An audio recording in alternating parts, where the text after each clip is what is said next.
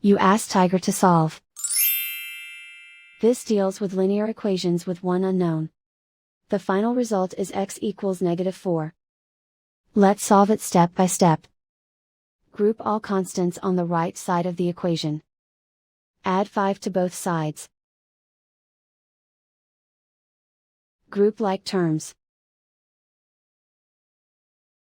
Simplify the arithmetic.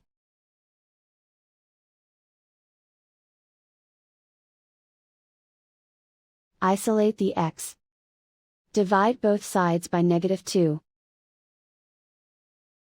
Cancel out the negatives. Simplify the fraction. Move the negative sign from the denominator to the numerator. Find the greatest common factor of the numerator and denominator. Factor out and cancel the greatest common factor.